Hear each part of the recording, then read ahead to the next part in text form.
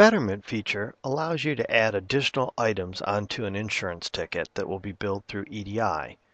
Previous to version 9, if you had any additional items that you were going to be selling to a customer, you would have to bill it out on a separate invoice. If you had put any additional items onto the ticket and sent it through EDI, even if you didn't charge for them, the invoice would be rejected. However, in 9.0, we can add what we call a betterment to the ticket, and then this will prevent that item from being sent through EDI, and it will also make sure that the charges for those items are added to the insured's deductible.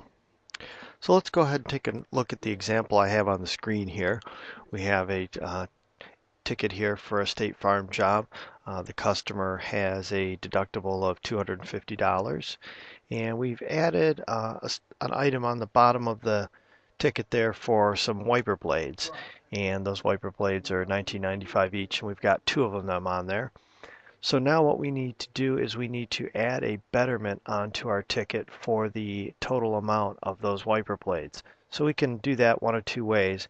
We can go down here where the price is, where that $19.95 is, and I can just simply double click on that. Or if you like, if you just make sure you have that particular part selected, you can go up to the top here and click on the price override icon.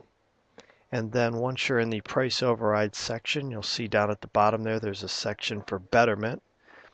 And then in that betterment section, you would need to put in the total material and or labor amount that you're charging for that particular part.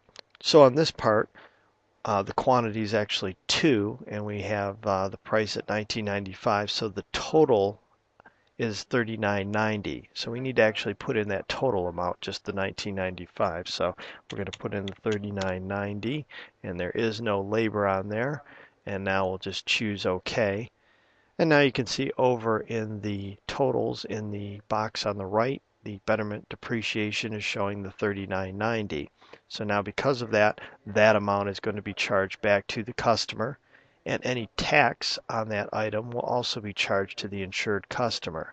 So now if we go to our payments tab, you'll see in the box for the insured totals, shows our deductible of $250, the betterment depreciation we put in of $39.90, and then taxes of $2.39.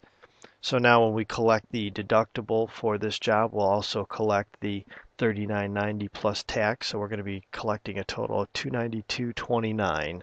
And so normally when you put in a payment on an insurance ticket for EDI, if you collect more than the deductible amount, it gives you a warning message that you can't collect more than the deductible. But because we put in that betterment depreciation, it'll allow for us to put that amount in.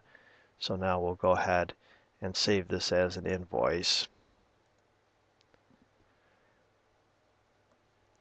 And so if you have any other parts on the ticket that you're adding additionally, you would just do the same thing on each part. You would go to the part itself and then go to the price override icon, and then in the betterment section add in the total amount of the material and or labor that you've charged on the part.